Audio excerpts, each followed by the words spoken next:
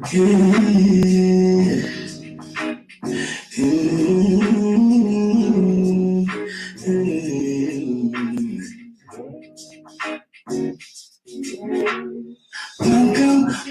to the DW Experience. Welcome to the DW Experience. Welcome to the DW Experience. Welcome to the DW Experience.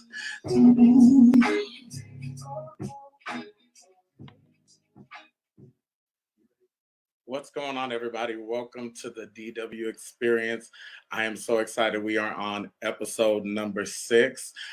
This is going to be a great episode. So first, I want to say thank you to Anointed Radio, to Pastor Jay. Thank you for this platform, for this opportunity, to get to share. And so we're just going to get straight into it. So the DW Experience, we're on episode 6. So the fact that you all are showing me love, the fact that you all are listening, liking, and sharing, do me a favor. If you haven't already, go to the DW Experience, the YouTube page, go to the Facebook page. You can go to my Instagram and like it, show your boy some love. All you got to do is just click like, just bam, that's it.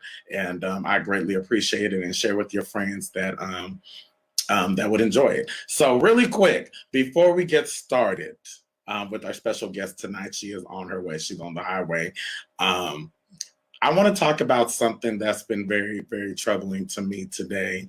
I've been feeling judged. Let me go to the comments, because I've been feeling judged. Yesterday, I asked a simple question: if any of you have had a peanut butter and mayo sandwich. And the response that I got, I was a little bit taken aback. I felt a little judged about me asking if anybody else had a peanut butter and mayo sandwich. So a lot of people said, ew, yuck. But I'm going to say this. Some of y'all eat chitlins, pig insides, but you judging me for eating a peanut butter and mayo sandwich. So let me tell you how it came about that I ate a peanut butter and mayo sandwich. So I went to the fridge. I didn't go to the grocery store. If possible, okay, let me tell you about it, because you may change your mind. All right. So I went into the fridge and I was like, you know what? I'm just going to make a peanut butter and jelly sandwich. I don't feel like cooking. I'm having peanut butter and jelly sandwich. So I looked in the fridge and I saw the peanut butter and I was like, oh yeah, I got some jelly. Then I looked up and I saw the mayo, and I remembered a friend telling me about a peanut butter and mayo sandwich. So I was like, I looked at the mayo, then I looked at the jelly. Then I looked at the mayo, then I looked at the jelly. Then I said, you know what? I'm just going to go ahead and try this mayo. So I put a thin layer of mayo on the bread, right? And I put the peanut butter on the other side, and I put it together. And I had a peanut butter and mayo sandwich. So let me tell you about it. It was a sweet, salty, savory, delicious sandwich that I never thought the combination would go together. Now, a lot of you responded like, Gerald, that is gross, that is disgusting. But, some of you may not know, I was born in Canada. I used to have peanut butter and banana sandwiches. So then my girl hit me up and was like, you should try a peanut butter mayo and banana sandwich. And I'm looking forward to it. So for those of you out there, you're judging me, but you ate chitlins and black eyed peas at the beginning of the year. So I would just want to suggest,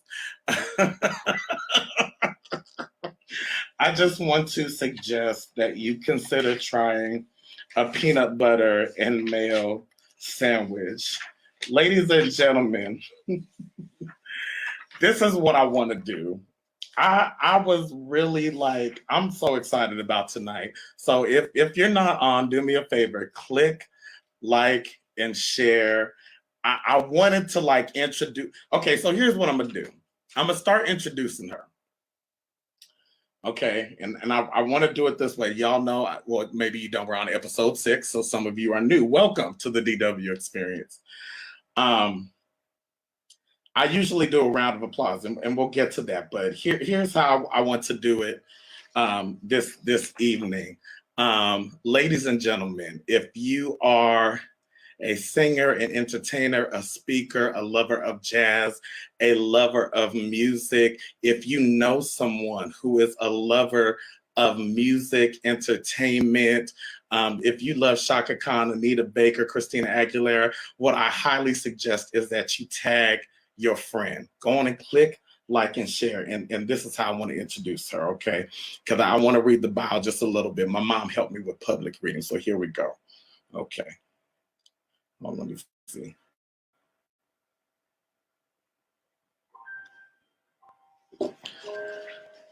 Ladies and gentlemen, as a music historian, her knowledge exceeds that of most, and she utilizes this knowledge to teach and train.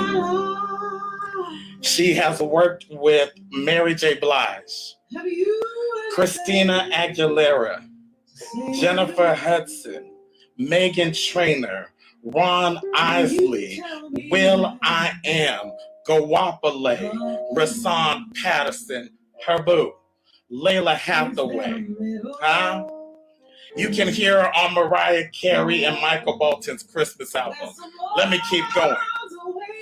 You can hear her on Black Dynamite, Burlesque, Little Brats, The Brats, Boss Baby, Little, and HBO's Euphoria.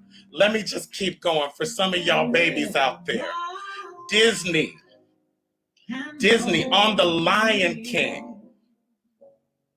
Okay, ladies and gentlemen, one voice, 5 octaves. Give it up for the amazing Tony Scruggs.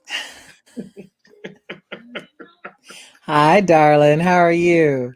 I am doing well. How are you doing? I'm doing great. Thank you for asking. A little tired. I had to go to work today, but still good. Can't complain. And it's a blessing to be working. Yes, it is.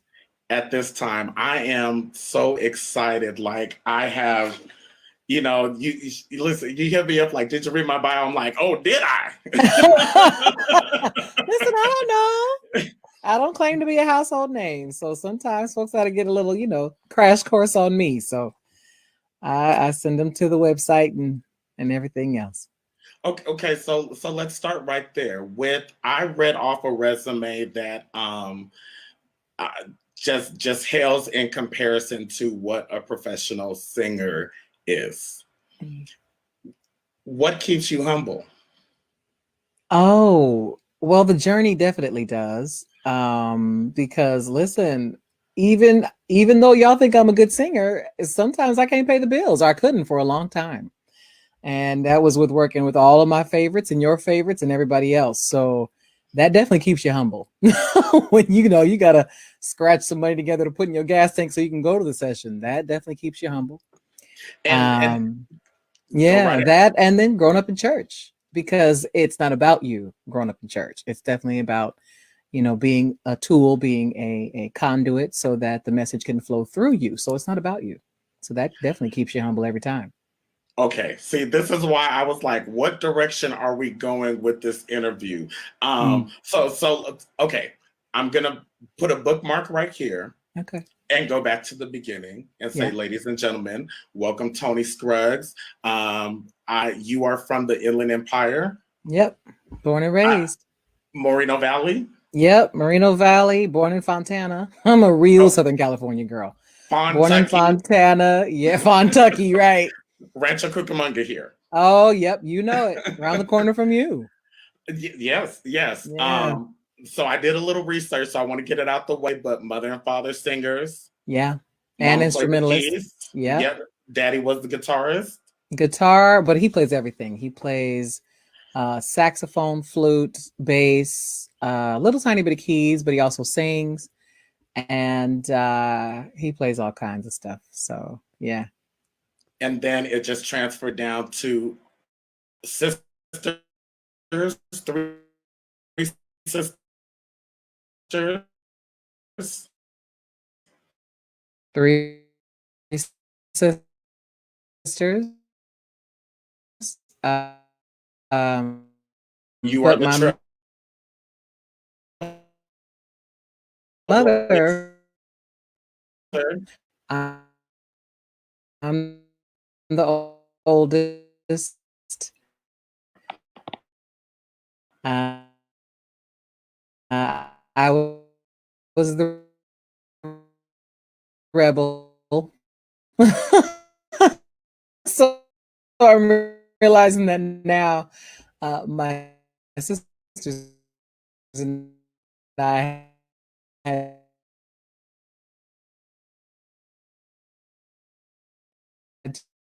two different upbringings because since I was the rebel, I was doing all the stuff that I wasn't supposed to.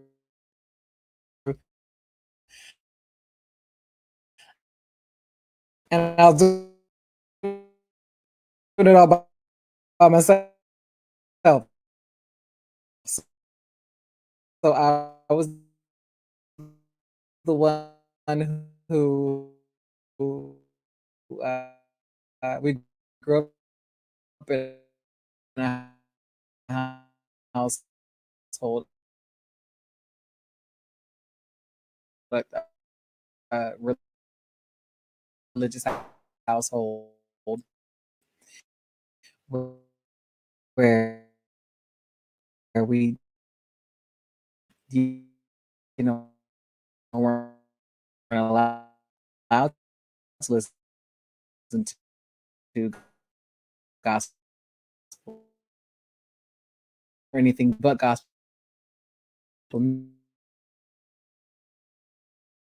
music and maybe some smooth jazz in the good old smooth jazz days. But I was the one who snuck off and was listening to Sarah Vaughan and Frank Sinatra and Bob Marley and Billie Holiday and you know all the other stuff and the Beach Boys and the oldies and stuff. So And we're going to get to that also. Like I'm sitting here compartmentalizing and working our interview through because the fact that you grew up in a religious household yeah, and was in some senses limited to what you heard musically, yeah, and then to be in this place where on Clubhouse, it was like I was just dipping in and out, and I was just so. If y'all not in Clubhouse, listen, get you an iPhone, get you a I gadget, love it. figured It's it so out. fun. It's It's so, I so tell fun. people, so good. I just like, I would be in there for a couple hours and dip. This particular room, it had to go on for a good shift. Yeah, Like it a was a lot. It good, was a good shift. Yeah, it, it was a it was long time. good. Yeah. Yeah, it was Like a if long you missed, time. yeah, yeah. And you moderated that, Thank you. and that was your first room, I think. It was. It was my first room, but I'm not a stranger to being the guy who's like, all right, keep it down. Hey, now that's below the belt. Let's start to like direct some traffic.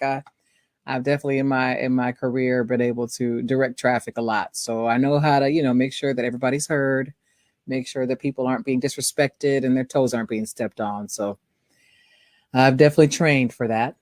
Okay. Definitely, yeah, Another part we're going to get to. So yeah. you grow up, Mhm. um you graduate high school, you realize that you know what, I'm bigger than this inland empire, like I'm ready to spread my wings and fly. you Yeah. you go to, I'm like telling your story, but I'm like Yeah, you you can. You're doing good. You're doing you great. go to Sac State, I do. Yep. you take the jazz. So here's the thing. There was a little hiccup in the middle. Okay. I call it my gap 2 years because for about Yes. 2 years I didn't do any singing at all. And it was interesting because that was some of my darkest, most depressing years of my life. So I was like, oh, maybe I'm supposed to do this. Okay, good to know. So it was interesting. I kind of snuck in. People didn't know. There are people on this planet who don't know that I sing at all. They're surprised when I put up videos on my Facebook because that wasn't what I was known for at all.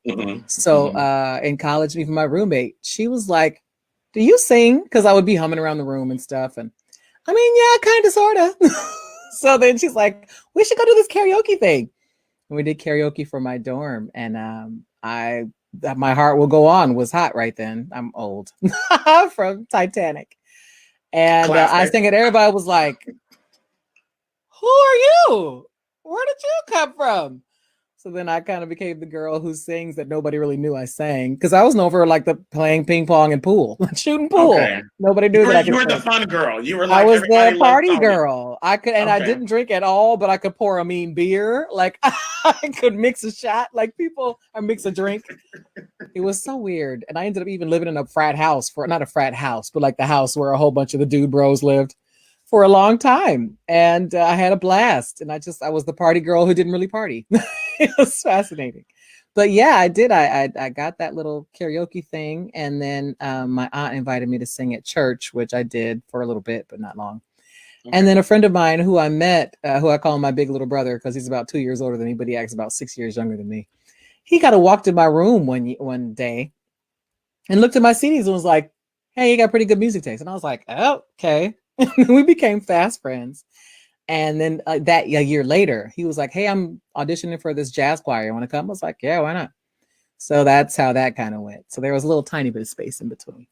Okay. But it sounds like, I mean, just to move forward, but it wasn't like you were someone who was like, when I grow up, I just want to, be the singer. I just want to be at the center. I just want to, Whitney Houston it. And no, I was fighting it tooth and nail. Matter of fact, it had, like, my life had to end as I knew it for me to move back to Los Angeles. It had to end. Like, I was fighting it. I was trying to get away. I was like, I want to go to New York. I want to be a starving artist. I want to, sing in little jazz clubs as a little jazz singer and die in obscurity. Like, that was the plan. I didn't even have any aspirations for any of this at all. And can I just pause right there for anybody hearing this on the live and on the replay? Like, for me personally, I am based out of Las Vegas, and I grew up with the intentions of music, and things transpired. My mom passed away, and I moved away from Los Angeles. Thank you. But I had no intention of doing music, any radio, any of this. So when you say like my life had to end, it was like I was pursuing music, but I wasn't walking in my car.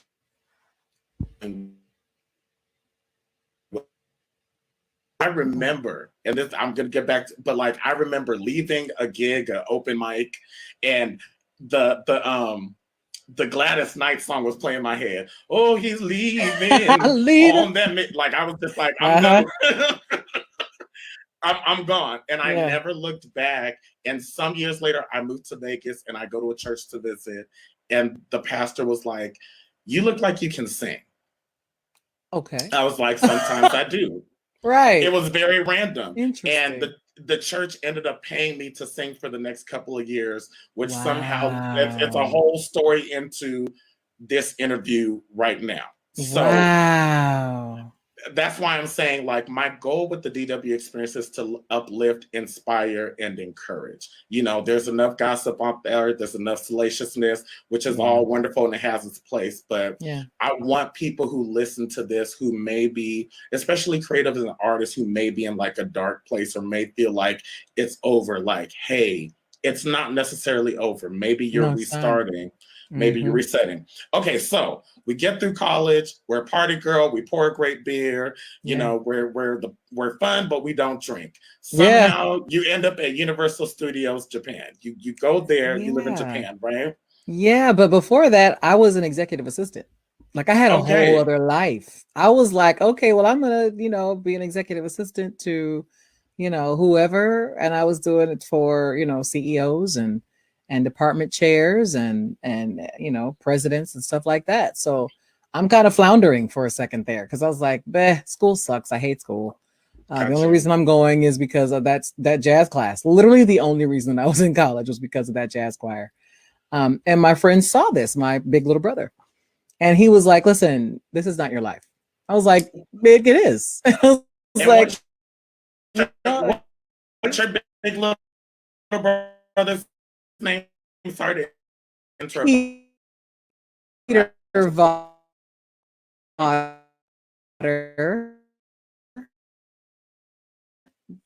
Peter Potter. Peter And Potter. actually still in Japan right now.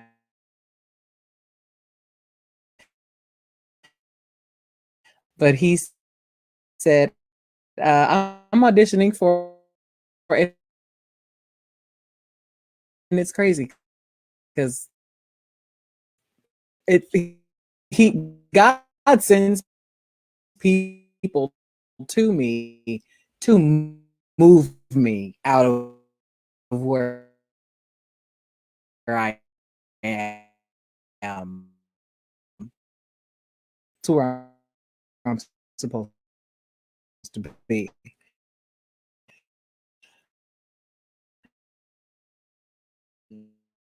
And he was one of those people. And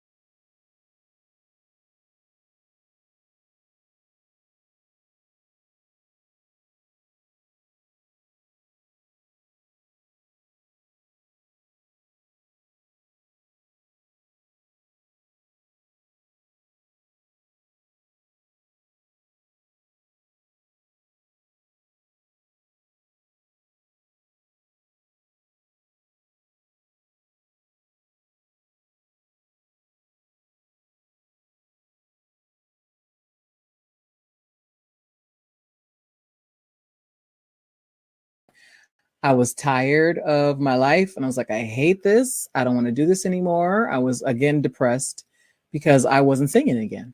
I was doing every now and again. I was doing, I was still in the jazz class. And then I think picked up like a wedding band or something. They were driving me crazy. And so I was just like, this sucks. And I quit the wedding band and wasn't really doing much else. And I think I even left the jazz class because I think my teacher retired. So I was like, I don't know, this is whatever. So then my friend said, you should come and try to do this. So I moved to New York. This was actually before he even offered, or he mentioned it and then left for Japan. And then I moved to New York because I was like, that's the place that I want to live. It's my dream city. I want to, of course, go and be a jazz singer and die there. So that was the plan. So I go over there and I stay with family for a bit. And then I get a roommate in Spanish Harlem, and it was living the dream. I had such a blast and could not feed myself. I was singing in the subway. I think the most I ever made was $13 total. And I would literally take that $13 and go to the grocery store and buy food so I could eat that day. And that was the job that I worked for a few weeks, actually a few months. But after a while, my friend, he sent me an email. He said they have a job. They have a Aretha Franklin review, Blues Brothers review featuring Aretha Franklin. He said, I think you should do it. He said, they're auditioning in New York. I was like, how is that even possible? He said, yeah, they're auditioning in New York. Take the audition and get the job and come on. I was like, all right. So I took the audition, and it's funny because I auditioned for that, and I think I auditioned for Rent at the same time. And yeah, so that would have been a whole different path, which I So fascinated to see what would have happened to that. But I auditioned for that and then got that, and I was on a plane within 6 months to Japan for a year. I'm just curious to know, what role did you audition for in Rent? What was the name of that? The lawyer. I forget, but it was the lawyer, and then I was going to be the Seasons of Love girl. I was going to be both. I could just imagine 500. That's another song I know. Like, Yeah, yeah. But I but was like it just Seasons of sounds like Love. either way you would have went. You are destined to be where you are. It's just a matter of Yeah, a what direction. direction. Yeah, Mhm, exactly, mhm. exactly. So now you get through Japan, and I would love to spend time there. But you come back and Yeah. Shaka Khan, Shaka Yeah. Khan, So that boom. was the whole when my life ended because I was trying to get back to New York. And my friend, I have no idea why she disappeared for like 5 years. The one that I lived with, the one who was my roommate in New York. And I was like, dude, what happened? Are you kidding me? And then when I moved to LA, like she started talking to me again. I was like, you got to be kidding me. But I Mhm. thought that I had to be in LA. So then I restarted again in LA. Life ended. My life out there, came back home. And I was living with my parents for a second, and my sisters, who graduated UCLA, lived in LA and Crenshaw.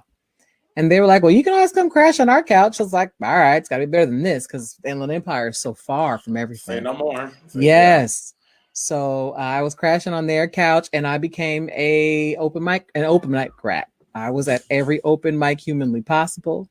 I, was meeting everybody and not even meeting everybody, but I was just kind of singing. I just wanted to go sing. I started out at Holly Street, where I believe it was Marcus Miller. Okay. Maybe I'm thinking of the wrong Miller. It's one of those Millers, the one who worked with Luther Vandross. Okay. He was hosting a night there, so I went and sang there all the time. And Cozy's was still open then, and Cafe Cordial, all those little holes in the wall. And I would just hit them all up because I had nothing else to do. And so I met a bunch of people, most of the people that are still my friends and colleagues to this day. Tracy Brown Bailey, she was Brown then, Jason Morales, Tiffany Smith, a bunch of people, Terrell Carter. And I feel like my sisters told me about an audition to sing background for Tweet. And she was one of my absolute favorite singers on the planet, living or dead. And I was like, I mean, what could it hurt? I know all of her music. What could it possibly hurt? So I went down there, and all of my friends to this day, friends and colleagues, were in that room. Brandon Wimbush, BJ the Chicago Kid, I love Tracy Brandon. Brown, me too, Brown Bailey, Octavia I love Pace, Octavia. so many people. And then it was her band, which at the time was Charlie Burrell, Nissan Stewart, Craig Brockman, and a few other gentlemen. Please forgive me if No, I forget your names, but keep going. Mavuto Carpenter was also there auditioning. And it was a thing where they were like, okay, so who has her record? I was the only person that raised my hand. And I was like, it just came out like last week. I was like, okay, that's an indicator. I'm going to take over this whole town. And I hate to say that I said that, but I did because I do my homework. The Okay, lady we got to who, talk about that right there. I mean, yeah, let's just park right there, yeah, because one of the things that I have been passionate about when I am introduced to new artists, and even artists who have been in the industry or the game. I'm not a fan of that word, I know, but me too. it's the lack of confidence. Yeah, It's like one of the things that I realized. I feel like there are things that I learned. I don't want to say the hard way, but there are things that it's a beautiful industry, but there are things that definitely has turned me off in our culture. And I think one of the things is this weird humility. Like, mm, why not be confident in your gift? Why not be like, you can be humble, like it's your job, but like where you say, like, you know what? I'm going to get these jobs. Like, I've done the work, I've done yeah, the studying. yeah, I'm not here to step on feet, but it's like, if we're in the corporate world, um, there would be no argument about who's best for the job. So right. what I want to intersect and ask for you is like, and I think I asked before, but where does that confidence come from? And what do you say to people who like lack that confidence in the industry? Well, mine comes and goes too. Mine definitely waxes and wanes because Mm-hmm. when you get to this level, it's not just about ability. It is not just about your resume. It's about a look, it's about a sound, it's about whether you match, the production. Yeah, you could be the best singer in the world and still not book the gig. So the industry Mm-hmm. has a way of humbling you. And for petty reasons. You don't fit the wardrobe. You are too tall, you're too short, you are too busty, you're not busty enough. Like there are petty little pitiful reasons why you won't get the job, and none of them have to do with your actual ability. So it is definitely humbling to be here, Can I especially the ask fact, this? yeah. Has it been because of somebody else? That's as messy as I'm gonna get. You ain't got to name names. Yes and no. It's not that they have a person that they're trying to match per se, as much as it's taking all of the aspects of the production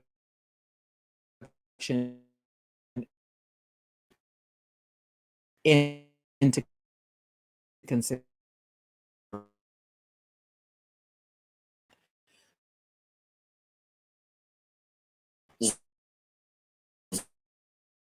So when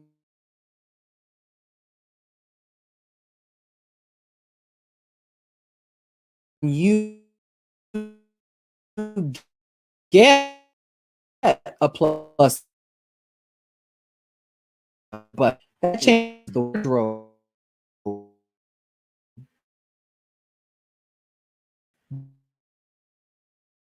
budget Mm-hmm. because they see, and then it starts to make sense. So where you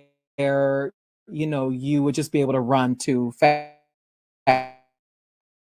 Nova and pick up a bunch of size fours or a bunch of S, you know, size small.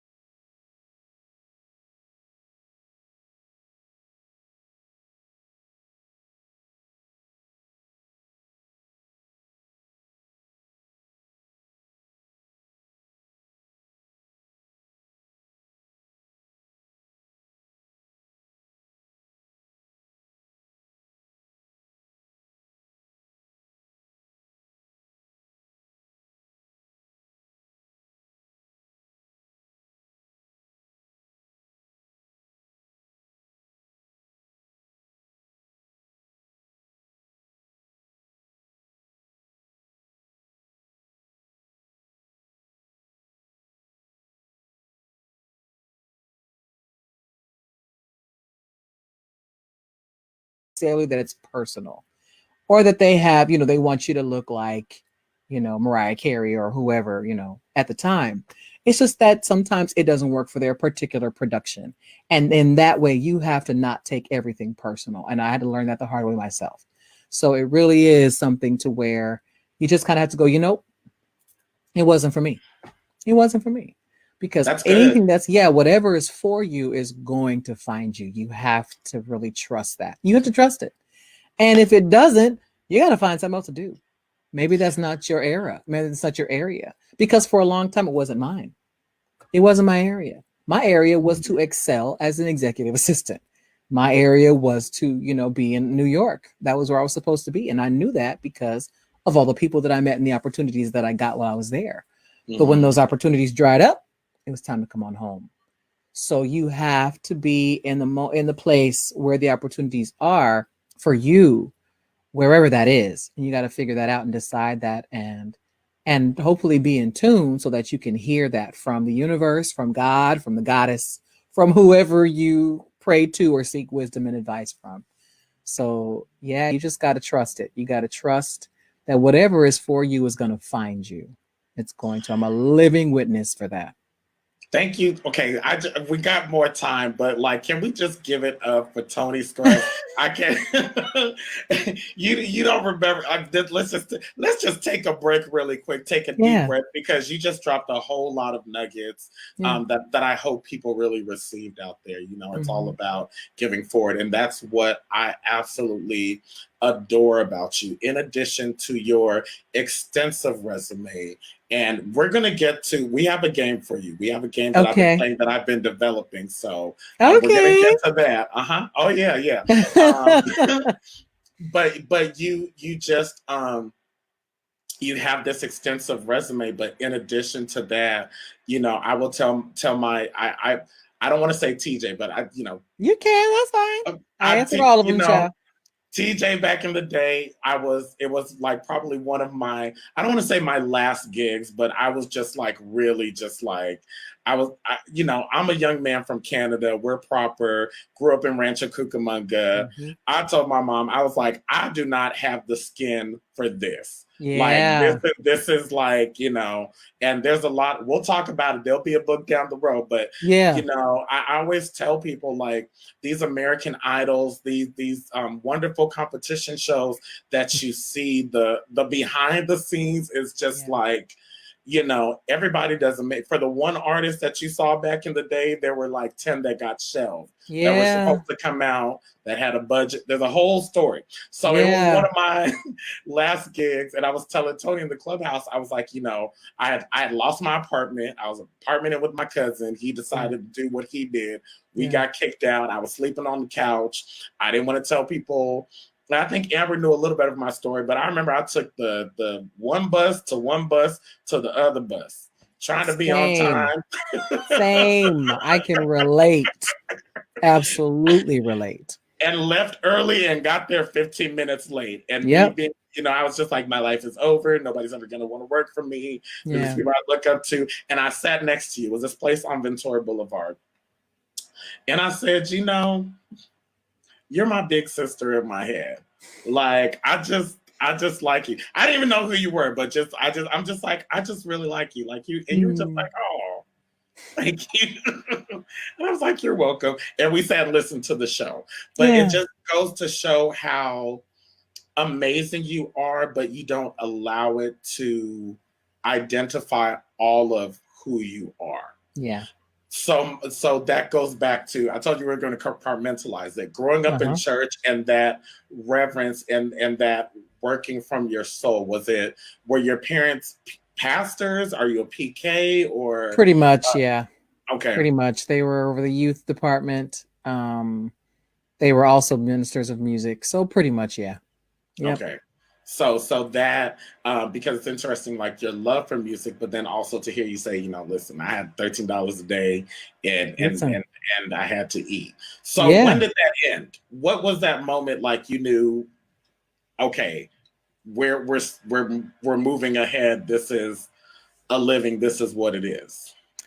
Probably, well, definitely for Japan, because Japan, it put everything in perspective for me, because I was like, there is a way to make a living and a good living as a singer and not be internationally famous, not Hmm. necessarily have a record deal, not Hmm. necessarily touch a, real estate. And